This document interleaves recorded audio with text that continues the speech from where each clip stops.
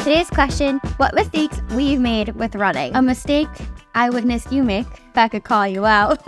I passed out, not for a long time, but there was moments where I was unconscious. Confidence isn't something that you have, so it's the willingness to try. And I love that definition. I was always comparing myself to someone else. The only thing that has changed is I've learned to love myself. Instead of thinking about everything you don't have experience with, if you think about everything that you have done, I think that gives you confidence. Welcome to Run the Day with Rafe and Tay. We're runners, we're married, and now we've got a podcast. Why? Because we love running so much, and it's changed our lives so much that we want to share it with our friends here. Each episode will answer a question. Today's question, what mistakes we've made with running? What's gone wrong? What went right? And we're here to talk about it all and hopefully help you. Do you think we've done more wrong or more right? Let's say your answer on 1. 3, 2, 1. Right. That's great. Positive. I think that there's a lot of common mistakes that people make with running, including us. And I think the biggest one that I've personally made, in Rafe, I want you to tell me if you agree, is running too fast. And I know that sounds silly, but I'm not talking about like your race day. I'm talking about your everyday run. So, Rafe, am I the only one, or do you relate to that too? I relate to that always. I mean, we ran this morning and I ran too fast this morning. You haven't overcome this mistake, like you're still guilty of it? 100%. I think every runner is still guilty of it for the most part. And why do you feel like it's a mistake? Because I know why I think it's a mistake, but I want to know your perspective and like how it affects you, because it could affect people differently. I think it's twofold. I think one, it sets you up to not enjoy the sport as much because you're leaving every run with your tank emptied. And I think that makes you at the early stages be like, wow, this sport sucks. Like it's just so hard. Right. That's one. And then 2, I think long term, if you're training for something, your rate of injury increases because of the load you're putting on your body when right. It's just like at the early stages is not ready for that. Right. So how do you find out if you are making this mistake? I found out a certain way, and I want to know how you found out. Well, I think we probably both found out the same way. Yeah, I think so. Let's say it on 1. 3, 2, 1. Heart rate. Yeah. Yes. I think that was a wake up call for me partially, and then like I look back to only a year ago. Like we again ran this morning. It's super hot out right now. It's like 90 degrees right now. And I think about the time, when we were running last year and just like how we had one run specifically, if I can just say that I remember we finished it. We were running at Tay's house and there's a massive hill like right at the finish of it. And it's so hot. It's not shaded. We finished the workout. We got into your house and I remember feeling like I was going to have a heart attack. Like I truly remember being concerned and my anxiety just like spiked of like, wow, this like was wrong.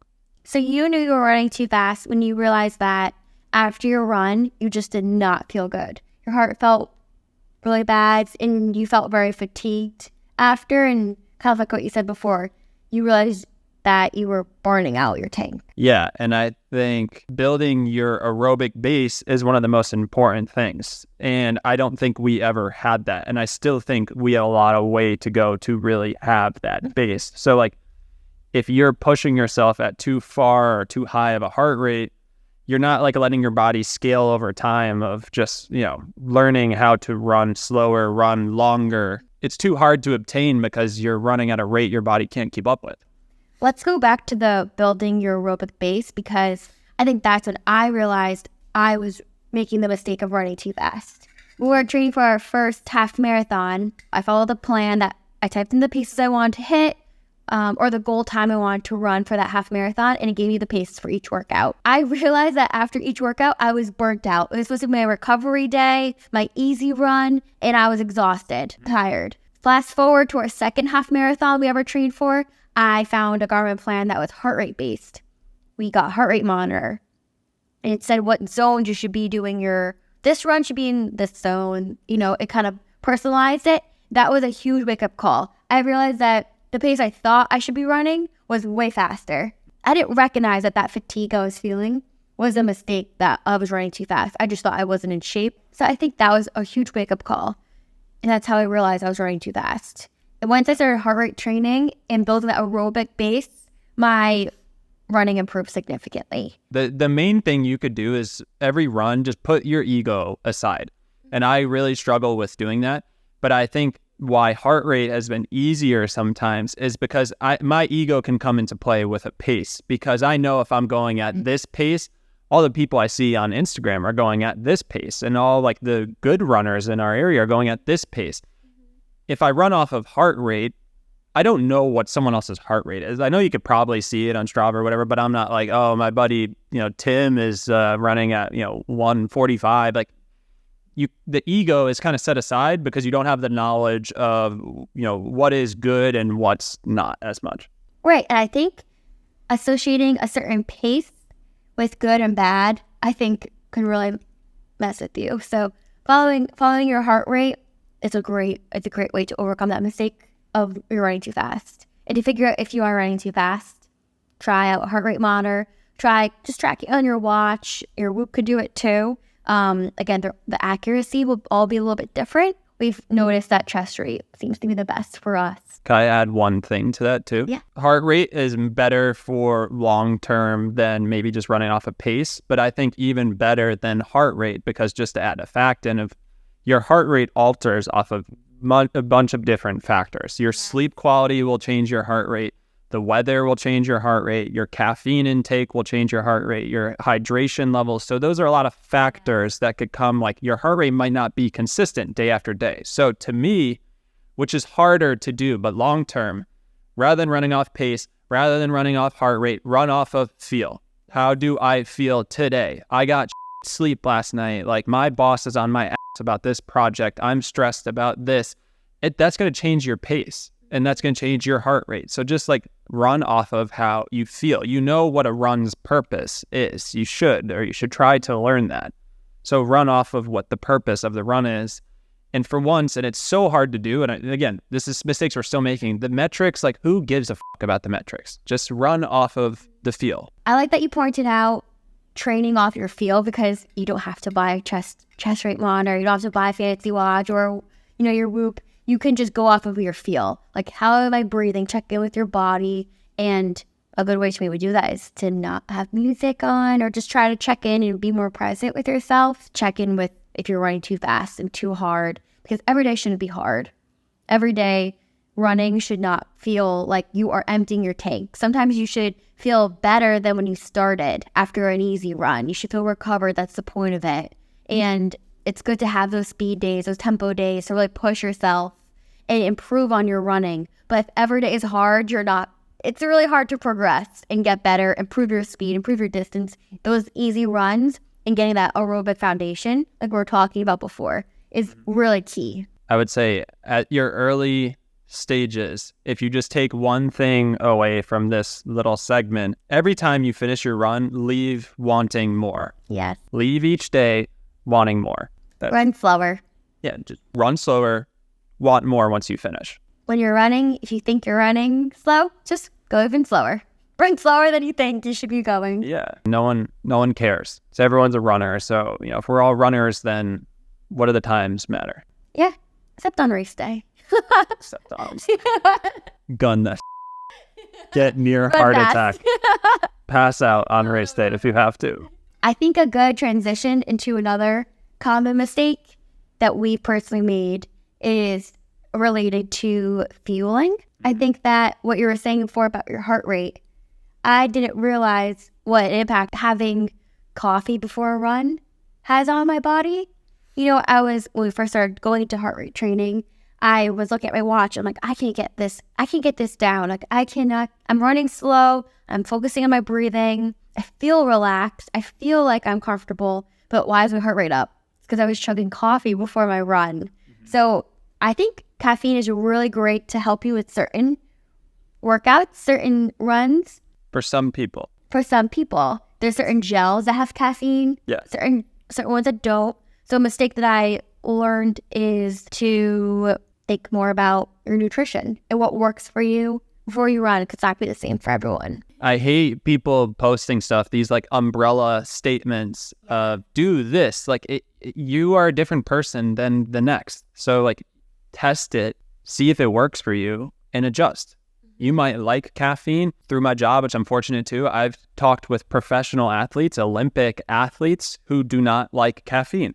And I've met others who are addicted to coffee. Yeah. And they're just different people. So you have to do what works for you.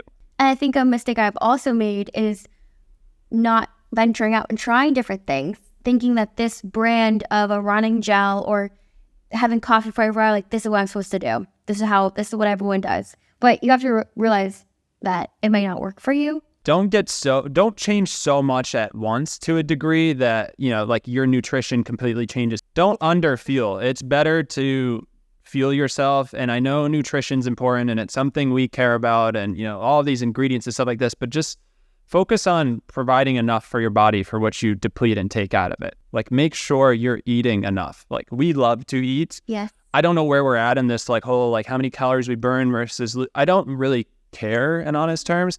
If we run and we burn a ton of calories and I'm tired, hungry, I am going to eat until I'm full. Right. And I'm going to eat what I want. A mistake I witnessed you make, if I could call you out. I was going to call myself out so you could call me out. All right, I'll call you out. When we were in college, young athletes, Rafe made the mistake of thinking he needed to cut out carbs. And I witnessed firsthand the physical impact it had on him. So not to speak for you, but can you tell me about that day when I walked into the hallway after track practice and you were laying down on the bench and I was nervous about you? It's the only time I actually passed out. I passed out, not for a long time, but there was moments where I was unconscious just from being underfueled. I had this obsession, which we can dive into more, but I just wanted to be good so bad. And I was fed, false information that I taught myself. And I was like, I need to look thinner. Some of these guys look thinner. They look like they have more abs than me. Oh, Rafe, you're eating too many carbs. It's too much bread. Cut it completely. Rather than adjust slightly, I flipped it on its head. I went from whatever I was doing before to cutting everything. There's no fuel for my body. I'm running on empty. I'm driving a car with no gasoline inside of it. Right. And you pay the impacts of that. And that was scary. I had a lot of issues, again, which we could dive into. Yeah, a lot of mistakes because I just wanted to be something so bad that I thought there was some cheat code or unlock that I wasn't doing that got me there. And it never is that way. Right. Don't make the mistake of thinking that food is bad. Food is fuel. And of course you need the proper fuel. You need good nutrients. You need to hydrate. Don't convince yourself that certain food is bad. It's okay if you go out and have something fun after a long run with your friends. That is okay. You need to have a balance. You should do that. Right. You'll be just happier. Reward yourself. You'll be a better runner because you'll be happier. I think it's so important to monitor fueling yourself properly after a run with good nutrition before you run. I mean, we've definitely learned what works for us before the run, what works for us after the run. Food is fuel. It's really important. There's two types of people in life, right? There's those who love to eat and those who eat. Wait, that's not. Those who live to eat and those who eat to live. We live to eat. We live to eat. We love to eat. I think about dinner when I'm eating breakfast. Yeah. So again, if it keeps you interested in the sport, I don't give a crap. Every Saturday, we are going to run the longest distance we run of the week. And I'm getting that bacon, egg, and cheese with that Chipotle mayo. And I'm getting a fat coffee on the side. And I'm eating an ice cream. I've talked to people that, they treat themselves to a Ben & Jerry's pint. Who cares? And if you're going to, don't get fed this bull of all these dieting things. Enjoy your life and reward yourself for the accomplishments you make. You celebrate the wins that are these big scale wins. Just you went out there and run, cool. We do it with stupid things of and your mom does too. And if I go to the grocery store, I'm getting a snack in the grocery store that I'm eating in the car because that's my reward for doing something I hate doing, which is grocery shopping. Balance is really important.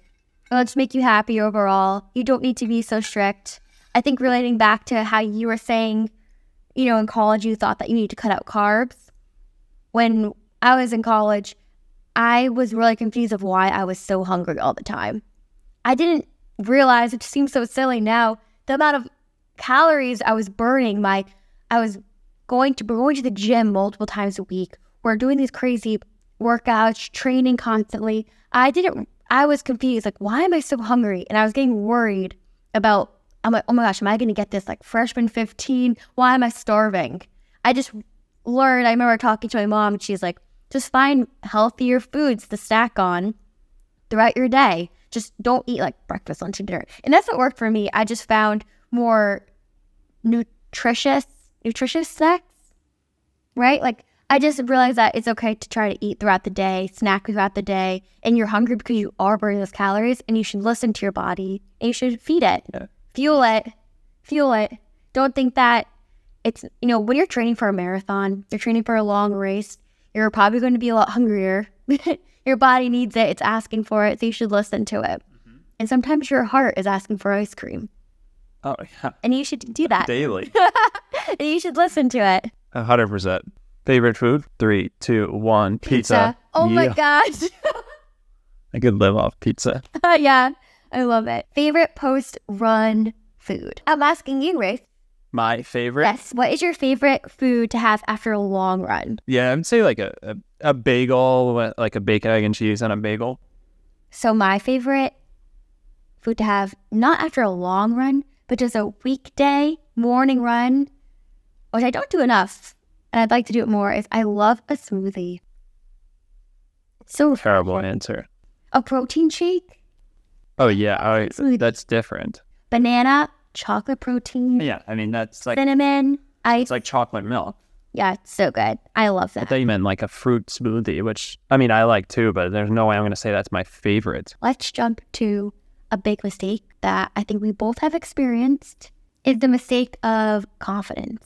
I love this topic because it relates to more than just running. It's not something you would typically think as an answer to mistakes we've made.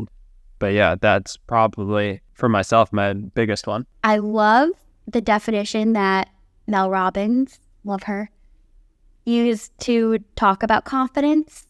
And that is that confidence isn't something that you have. It's something that you work towards or work on. So it's the willingness to try. And I love that definition because both of us in college, we felt that we did not have confidence. And it had this attribute. I can name on one hand the number of races over the course of 4 years in college that I stepped onto that line and felt confident. For the ones you did feel confident, is there something you did? Believing in yourself. You may have friends that cheer you on. You have, Rafe always believed in me, but I chose to believe in myself on that day. I just told myself, I'm going to run this time. I'm going to have this energy and step up on the line. It's just the willingness to believe in yourself. Mm-hmm. Sometimes you may not, but you have to, pretend. You have to say, I am going to believe in myself. I can do this.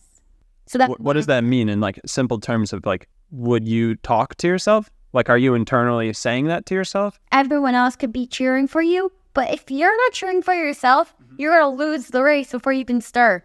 Just like, before you go into a job interview, if you tell yourself, I'm not going to get this job, you've already lost. So talking to yourself internally, reminding of yourself everything that you've done to get to this point. Don't focus on things you didn't do. Well, I haven't ran this time before. Well, I've never had this experience before. Focus on what you have done. And that is the building blocks to teaching yourself that you have the willingness to try. Mm-hmm. How do you have the willingness to try? I was always comparing myself to someone else. Mm-hmm. Always. I was never satisfied with any progress I made if I didn't hit this arbitrary number that I set, that like this number means I'm good. And if I didn't hit that, I would get mad at myself, and I didn't hit that number pretty much ever. There's a great analogy in this book I read that if say you moved into a new place and you had a roommate. If your roommate was someone who was really mean to you, was talking really poorly to you, would critique you, criticize you, make fun of you, what would you do?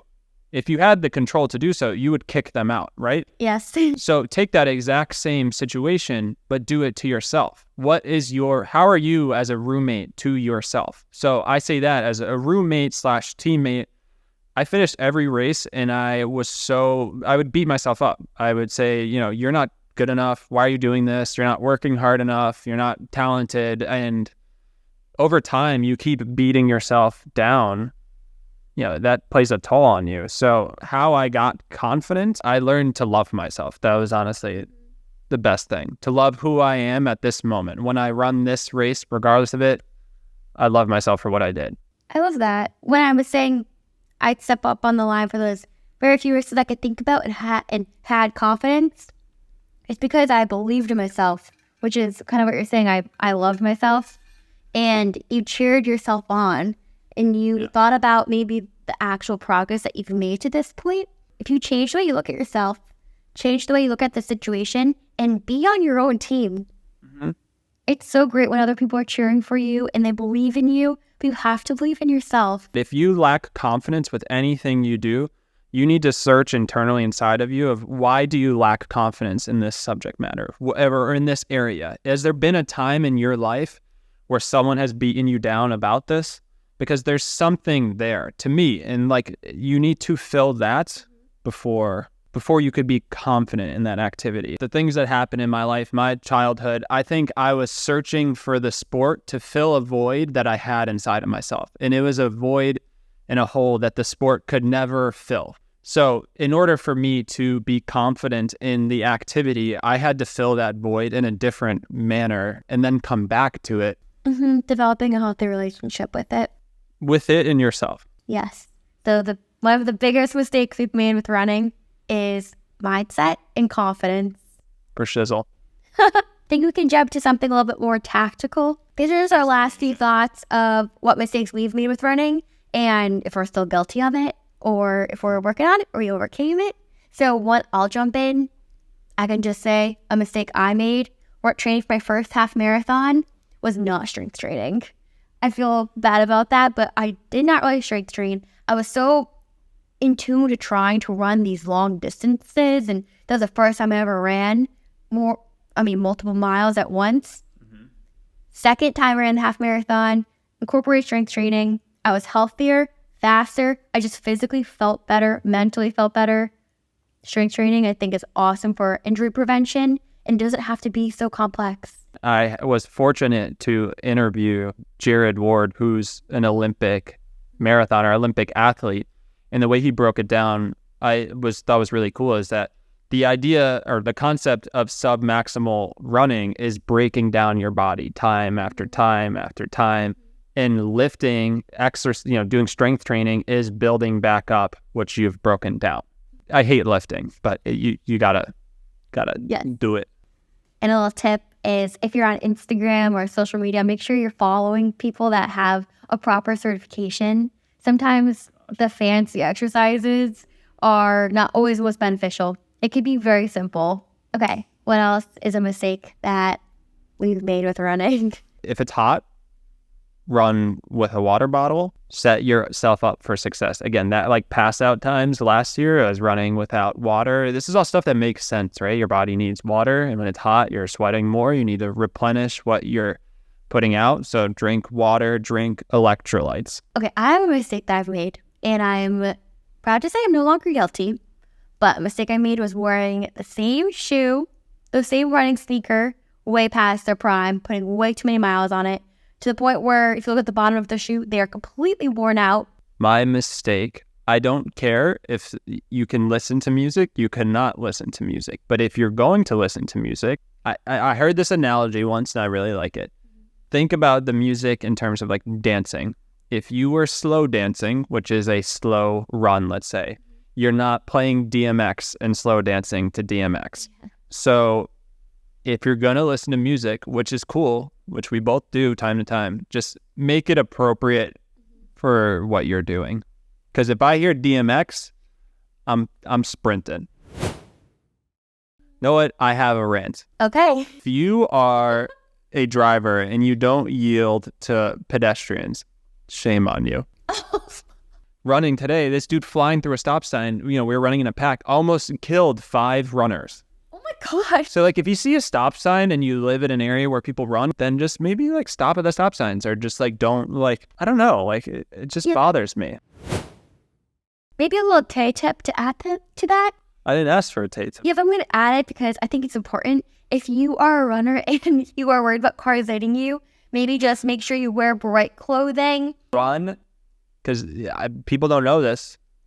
Run the opposite of traffic. Do not run with traffic. You bike with traffic, meaning the car and you are in the same thing. You run against it. All right, I have a question.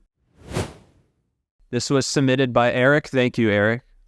You're a great lad. It was how to avoid blisters. Oh. I can't say I had all the answers on this, truthfully. But one thing I would love to add on it, and maybe you have an answer, is I used to always think this was some BS, but running socks are actually a thing that is different than just crappy cotton, like normal socks. And it makes a big difference in terms of the health of your toes, to me at least. That would be my advice. But also, maybe to tack onto that, make sure the shoes you're running in are appropriate. And the best thing to do 24/7 is to get fitted at a run specialty store. And don't just buy things blindly offline, assuming it's perfect for you. Sometimes it just happens because you're building up your mileage. Thanks for submitting a question. Thanks, Sarah. I just want to thank everyone for listening. And I feel like we got to open up a little bit about our experience and our mistakes. And it's not always easy to share the mistakes or your bad runs in life. But by sharing them, I think it helps people connect and relate. Yeah, so thanks for letting us open up. Yeah, thanks. We hope it helps. We hope you're able to learn from our mistakes, and we're on this running journey, so we're not perfect. Yeah, we're all on it together, and we're learning every day. And as always, we just want to say, we believe in you. Wherever you're at in your running journey, you've got this. And Tay, kick us off. Go run the day. Don't let the day run you. I gotta shave.